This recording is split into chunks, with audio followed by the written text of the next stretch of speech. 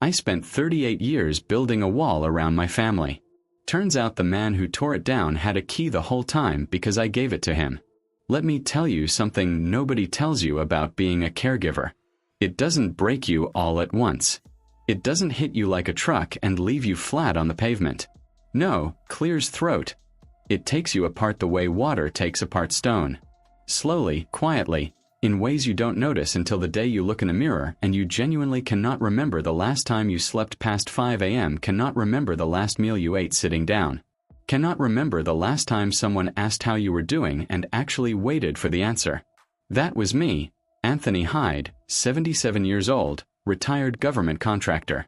31 years of federal service, clean record, good pension, a 4-bedroom brick colonial on Elmwood Court in Myers Park, Charlotte, North Carolina. That I paid off in 2009 and was proud of every single morning I backed out of that driveway. Myers Park. In case you don't know it, old trees, wide streets, the kind of neighborhood where people still wave at each other and mean it. We moved there in 1991 when the kids were small. Lily picked the house. Walked through the front door, looked at the light coming through the back windows and said, "This is it, Anthony. This is where we raise them." 38 years of marriage. She was right about most things. I learned to stop being surprised by that somewhere around year 12. And for the last 26 months, I had been her full-time caregiver, my wife, Lily. Lily was diagnosed with early-onset dementia at 64 years old. And from that day forward, my entire world became her medication schedule, her appointments, her good days, and her bad days. That was my life. That was all of it. But here's what I didn't know was also happening during those same 26 months. The man I had been thanking God for every single day, the man I called my son, had been robbing me blind.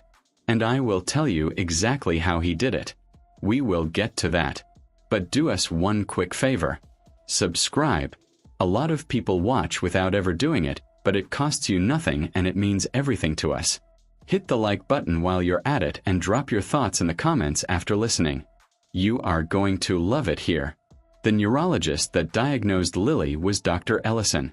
Quiet man, kind eyes behind wire-rimmed glasses. The kind of doctor who has delivered bad news enough times that he has learned to slow down his voice, let the words arrive gently, one at a time so your brain has half a chance of keeping up with your ears. He told us on a Thursday afternoon. I drove home from the Atrium Health Neurology Clinic on Moorhead Street in complete silence. Lily fell asleep in the passenger seat somewhere on Providence Road. Just gone, the way she sometimes did after long appointments. Head tilted toward the window. One hand resting open in her lap like she was waiting for something to be placed in it. I watched her sleep at every red light. I told myself, drive. Just drive. Get her home. Get her inside. Then fall apart. I pulled into the driveway on Elmwood Court and I sat in that car for 20 minutes. Just sat there. I thought about the retirement account, $340,000. Every dollar of it earmarked not for travel, not for a fishing boat, not for any of the things men my age are supposed to spend retirement money on. Every dollar was for Lily, for the memory care facility I had already quietly researched over on Carmel Road in South Charlotte. For the specific, deeply private fear I had carried for years without ever saying it out loud to another living soul, that I would die before her and leave her with nothing and no one. At 77, that fear is not abstract. It is the last thought I have every single night before I close my eyes. 3 days after Dr. Ellison's office, my phone rang. My son, Christopher Hyde. Chris. Dad. His voice was warm, steady. The voice of a man who has already made up his mind. I'm coming home. You cannot do this by yourself, and that is not a conversation we're having. I'm just telling you I'm coming home. I want you to understand something about me. I am not a man who cries easily. 31 years of federal service. A father who believed tears were a character flaw and raised me accordingly. I have been to funerals, layoffs, and one very bad January in 2003 that I don't talk about. And I kept it together through all of it. I cried on that phone call. Couldn't speak properly for a full minute. Just held the phone to my ear and breathed like a man surfacing from deep water. I thought, this is the son Lily always believed he was. She had always been right about him. She had always seen something in Chris that I sometimes struggled to find. And here he was, proving her right at the exact moment it mattered most. I was so relieved I didn't sleep that night, but for an entirely different reason than usual. Now, let me stop right here because this is where I need you to pay attention. Everything I'm about to describe, every helpful gesture, every warm moment, every time Chris showed up and made my life easier, I want you to hold it in your mind alongside one fact that I didn't learn until much later. The first withdrawal from my retirement account happened 4 days after Lily's diagnosis. 4 days. He wasn't coming home because his parents needed him. He was coming home because he saw an opportunity wearing the face of a crisis, but I didn't know that yet. So let me tell you what I did see, because what I saw was convincing enough to fool a 77-year-old man who had spent 3 decades working for the federal government and thought he knew something about reading people. Chris got an apartment over in North Davidson, for those who know Charlotte. Close enough to Elmwood Court to be present. Far enough to look like a man with his own life. He was at our house 4, sometimes 5 times a week. He came to Lily's appointments at Atrium Health, shook hands with her care team, remembered every name, asked the right questions. Dr. Ellison told me once it was really something to see a son so engaged. I stood there nodding, proud as I have ever been of that boy. He handled the bills, the insurance calls, the grocery runs to the Harris Teeter on Park Road, the pharmacy pickups at the CVS on Queens Road. He handled everything that was quietly drowning me, and he made it look effortless, and I thanked God for him every single day. Here is what I did not know. He was also paying very close attention to every single number he touched. Month 3, Lily had 3 bad days back to back, confused, frightened, reaching for people who weren't in the room, unable to remember what season it was. I hadn't slept properly in 10 days. I forgot to pay the electricity bill for the first time in my adult life. 40 years. Not once. Chris came over on a Wednesday evening and sat across from me at the kitchen table on Elmwood Court. He had a folder. He set it down between us like a man who had thought carefully about this moment. "Dad, I need to ask you something, and I need you to really hear me." He had this way of talking, measured, patient, like every sentence had been rehearsed just enough that it didn't sound rehearsed, like a man who had read the instruction manual on your specific fears and was now handing them back to you wrapped in a solution. "You're 77 years old. Mom is 64. If something happens to you tomorrow, and I'm not trying to frighten you, I'm trying to protect both of you, what happens to Mom? Everything is in your name. Your pension is in your name. If you go first, everything freezes while lawyers sort it out, and Mom is sitting in this house with nothing she can actually access during the worst moment of her life." I sat with that. Every single word landed exactly where I was most afraid, like the man had been inside my head at 3 a.m. reading my private thoughts off the wall. "These are power of attorney documents," he said, opening the folder slowly, no rush, giving me time to look. "It just means I can manage the financial side completely. Bills, account access, pension paperwork, while you focus entirely on Mom. You're already carrying too much, Dad. Let me be the one who carries this part." I looked at those documents. My eyes were heavy. My hands were tired. I was running on fumes and love and the particular exhaustion that only caregivers understand, the kind that isn't just in your body, the kind that gets into your bones, into your decision-making, into the part of your brain that is supposed to slow down and read things carefully before you sign them. I signed. Chris had everything notarized the following morning at a UPS store on Central Avenue. I know because he told me casually like it was nothing. And I, God help me, slept better that night than I had in 4 months. I thought I had finally handed something heavy to someone strong enough to carry it. I had handed him the keys to everything I had ever saved. Fast forward through 26 months of 5 a.m. medications and Atrium Health appointments and good days and bad days. Lily laughing at something that happened in 1988 like it was yesterday morning, then not recognizing the kitchen 20 minutes later. 26 months of holding yourself together because she needs you to be held together. 26 months of calculating in the dark, in the quiet, after she's finally asleep, how long the savings will last, whether it'll be enough, whether you'll be enough. Sunday dinner, Jenna's house in Ballantine, my daughter, my younger child, the one who inherited her mother's eyes and her father's stubbornness in equal measure. Her husband, Trevor, quiet man, works in bank compliance at a regional bank uptown. The kind of man you overlook at a party and absolutely desperately need in a crisis. Jollof rice, fried chicken, the grandkids loud in the hallway the way grandkids are supposed to be on a Sunday evening. Lily was dressed in the blue dress I love on her and having a decent day. Warm, present, laughing genuinely at something Chris said across the table. Chris, loud, generous, refilling glasses without being asked, telling a story about a fishing trip down toward Lake Norman with the easy confidence of a man who has absolutely nothing on his conscience. And then Trevor's hand found mine under the table. He pressed his phone into my palm without looking at me. 8 words on the screen.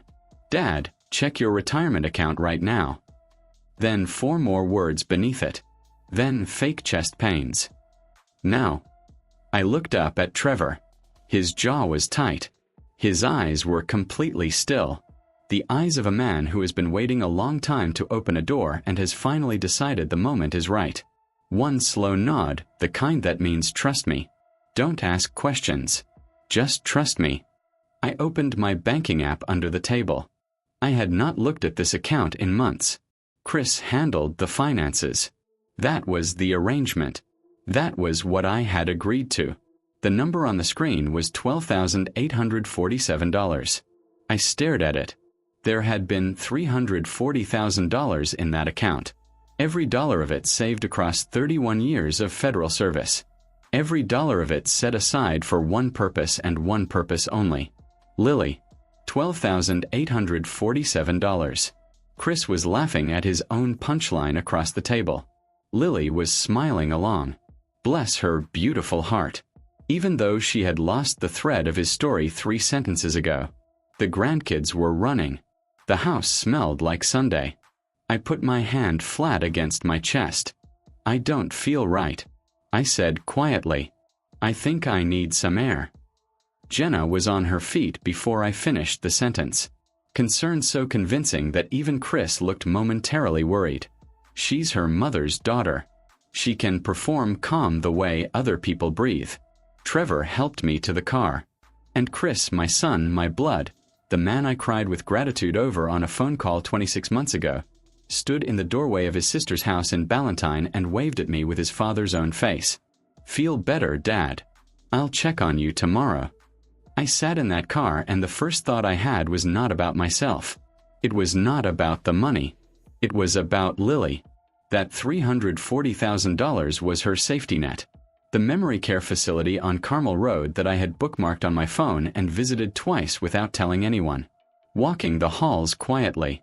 Speaking to the staff. Making sure it was good enough for her. The protection I had spent 40 years constructing around the woman I was terrified of leaving behind. Gone. And the man who took it was standing in a warm doorway in Ballantyne, North Carolina. Waving goodbye like he hadn't taken a single thing. The truth doesn't arrive all at once. It comes in pieces. And each piece breaks something different in you. I want you to picture something. A 77-year-old man sitting in the passenger seat of a silver Honda Accord on a quiet Sunday evening in Ballantyne, North Carolina. Engine running. Streetlights just beginning to flicker on. The sound of his grandchildren still faintly audible through the walls of his daughter's house behind him. That man is staring at $12,847 on a phone screen. And that man is very, very still. Not because he is calm. I want to be absolutely clear about that. I was not calm. I was the opposite of calm. I was the kind of still that happens when your brain receives information so catastrophic that it simply refuses to move forward until it has processed what it is looking at. Like a computer that has been handed a file it was never built to open. $12,847. 31 years of federal service. Years of packed lunches and pre-owned cars and telling my kids no to things I probably could have said yes to because every dollar that wasn't spent was a dollar that went into that account. For Lily. Always for Lily. Trevor pulled out of the driveway without a word. He drove us uptown. Not to a hospital. Not to a police station. To his office building on South Tryon Street. 7th floor.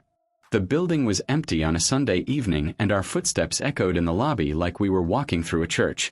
Which in a way, I suppose we were. He was about to show me something sacred and devastating. And I wasn't going to be the same man on the other side of it.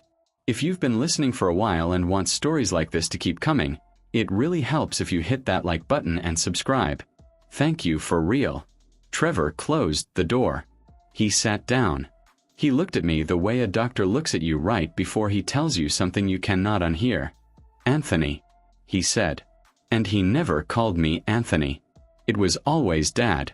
I need you to understand that everything I'm about to show you has been verified 3 times. I didn't come to you with a suspicion. I came to you with a case. How long have you known? I asked. 4 months. 4 months. I let that sit for a second. Didn't get angry about it. Not yet. Because the look on Trevor's face told me that those 4 months have not been comfortable ones for him either. Why did you wait? He folded his hands on the desk. Because Jenna needed to be completely sure before we destroyed her brother in front of her father. And because I needed every single door closed before you knew one was open. I nodded. Slow. Understood completely. Then he opened the folder. He started with the withdrawals. 16 months of them. Always between $3,000 and $5,000. Never above $9,000. Spread across irregular intervals. Never the same week twice. Never the same amount twice. Sloppy enough to spend freely. Careful enough to avoid automatic federal reporting triggers. This technique has a name. Trevor said, sliding the first document across the desk. It's called structuring. And it is a federal crime entirely separate from the fraud itself. I looked at the withdrawal receipts laid out in a timeline across his desk. 16 months of them. Neat. Documented. Damning. My son had been stealing from me with the careful, patient discipline of a professional. The same discipline I had tried to teach him his entire life. He had finally applied it to something. Just not to anything good. Then the pension. Chris had used my power of attorney. The document I signed at that kitchen table on Elmwood Court on the night I was too exhausted to read carefully to contact my pension administrator directly. He presented the legal documentation. Everything looked legitimate because it was legitimate paperwork. He requested that my monthly pension distributions be redirected to a secondary account he controlled. The administrator processed it without question. Then Trevor said something to me, quietly, almost to himself. What do you want to do, Anthony? And here's the thing about being 77 years old and sitting in an empty office building on a Sunday night with $12,847 left to your name, and the full weight of what just happened pressing down on every bone in your body. You have 2 choices. You can be loud about it. You can call your son right now and say every true and terrible thing that is currently sitting in your chest looking for a way out. You can be the fire, or you can be something quieter, something colder, something that actually helps her. I thought about Lily on Carmel Road, the memory care facility, the staff I had spoken to. I thought about what the next chapter of her life was supposed to look like, and what it would look like if I let anger make my next decision for me. I looked at Trevor. I want every door closed before he knows one is open, I said. Not for me, for her. I want her protected first. Everything else comes after that. Trevor nodded once.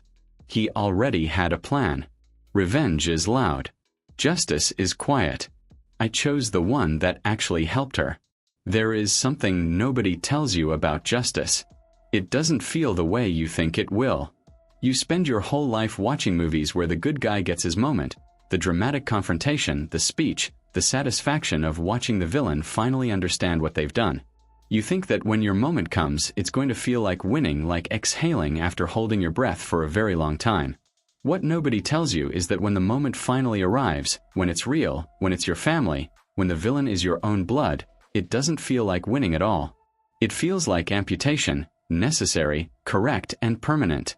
I drove home to Elmwood Court that Sunday night, and I sat in my driveway for the second time in 26 months.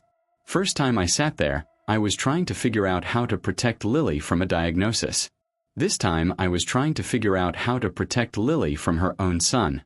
The next morning, I was on the phone with an elder law attorney, a woman named Beverly Holt whose office was over on Providence Road, 12 minutes from my house. Trevor had already called ahead. She was expecting me. I walked in at 9 a.m. with every document Trevor had given me the night before, and she went through them the way surgeons go through a body, methodically, without flinching, seeing exactly what needed to come out. By noon that same day, the power of attorney documents Chris held over both me and Lily had been formally revoked. Every single one. Filed, processed, and effective immediately. Chris lost all legal access to both accounts before he sat down to eat his Monday lunch. He had no idea. Beverly then initiated emergency beneficiary correction proceedings with my retirement account administrator, reversing the form I had unknowingly signed on that rushed Tuesday morning, the one that removed Jenna and the grandchildren from everything.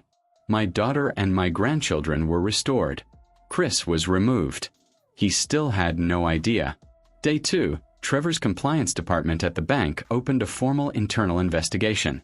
The evidence trail Trevor had spent 4 months building was handed to the fraud team in a package so clean and complete that the senior investigator, a man named Detective Ray Caldwell from the Charlotte-Mecklenburg Financial Crimes Unit, told Trevor it was the most organized case file he had received from a private citizen in 11 years. Trevor being Trevor, he simply nodded and said, "Thank you." Day 3, Chris came to the house on Elmwood Court. He brought food, sat with Lily while she watched her program, straightened the living room without being asked, poured me a glass of sweet tea, and asked how I was feeling after the scare at Sunday dinner. "Much better," I told him. "Just tired. You know how it is." "You need to take care of yourself, Dad," he said. "I worry about you." I looked at my son sitting across from me in my living room. I thought about $12,847. I thought about Lily's private savings account, the one she had quietly built across 40 years, gone completely. I thought about the conservatorship groundwork he had been laying in the minds of family members for months, the cage he was building around me, one quiet comment at a time. I picked up my glass of sweet tea and I said, "You're right, son. I'm going to start paying very close attention to everything going forward." He nodded, looked satisfied. He had absolutely no idea what was already in motion around him. Day 4, my daughter Jenna went to the house on Elmwood Court on a Tuesday morning while Chris thought she was at work. She moved through her childhood home with her spare key and a list of documents Beverly Holt needed.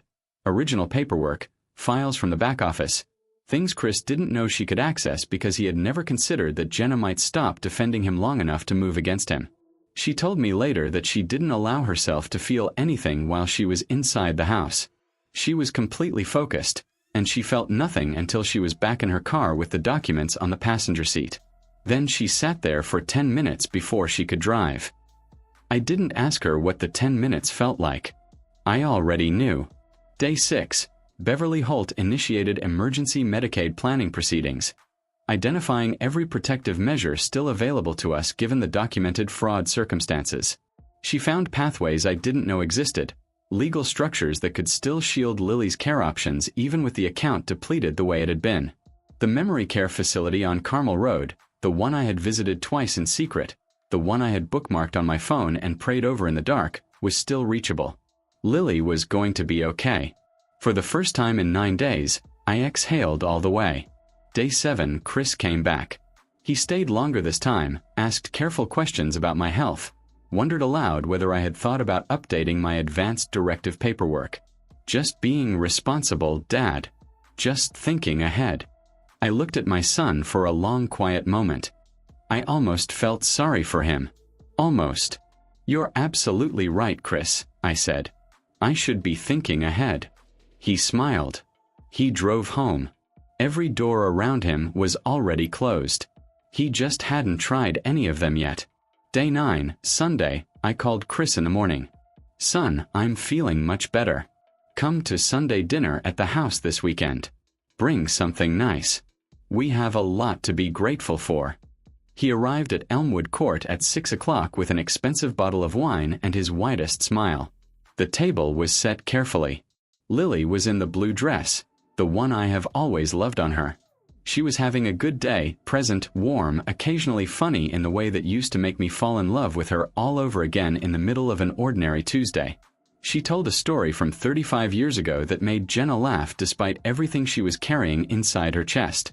Jenna, sitting at that table with her mother's laugh in her ears and 4 months of her brother's betrayal in her bones. holding it all together with nothing but love and sheer will. Trevor sat beside her, quiet, steady, unremarkable to anyone who didn't know what he had done, which was everyone at that table except me. Chris sat at the head of the table and was everything he had always performed being: charming, generous, devoted, refilling glasses, laughing at his own jokes, the golden sun at Sunday dinner like none of the last 16 months had ever happened. The food was good. The company was almost convincing. And then midway through the first course, there was a knock at the front door. I stood up. I walked to the door on Elmwood Court, my house, my floors, my 40 years, and I opened it. 2 financial crimes detectives, plainclothes, paperwork in hand, professional, calm, and completely unhurried, Detective Ray Caldwell and his partner. I had spoken to them 3 days earlier. They knew exactly where they were going and exactly who they were there for. I heard Chris stop talking mid-sentence. I stepped aside. The detectives walked in. I watched my son's face in the moment he understood what was happening. And I want to tell you something because this part matters. There was no guilt on his face first. Even now, even in this moment, his first instinct was not remorse. His eyes moved fast across the room. To me, to Trevor, to Jenna, to the door looking for the exit that did not exist. There was no exit. Every door was closed. Jenna stood up slowly. She had been thinking about what she wanted to say for 9 days. She had rehearsed it, revised it, stripped it down. And when the moment finally arrived, she found it was simpler than anything she had prepared. She did not raise her voice. She did not cry. I want you to look at Mom before you leave this house, Chris. The room went quiet. Chris looked at Lily. Lily was looking back at her son with complete and total warmth. She did not fully understand what was happening around her. She thought perhaps Chris was leaving early after a lovely dinner, the way he sometimes did. And she didn't want him to go yet. She lifted her hand. She waved at him gently. "Good night, sweetheart," she said softly. "You're such a good boy. You always have been." Jenna let that sit in the room. Let it breathe. Let every person at that table feel the full weight of what Lily's disease had just done. Protected her son from ever having to watch her face change. Chris would never see his mother understand what he had done. Her dementia would carry him safely through the rest of her life with his name clean and warm in her memory. He would never have to earn that. Then Jenna spoke quietly, directly, finally. "She will probably always believe that, Chris. Her mind will protect you from ever seeing her face change. You will never have to watch her understand what you did to this family."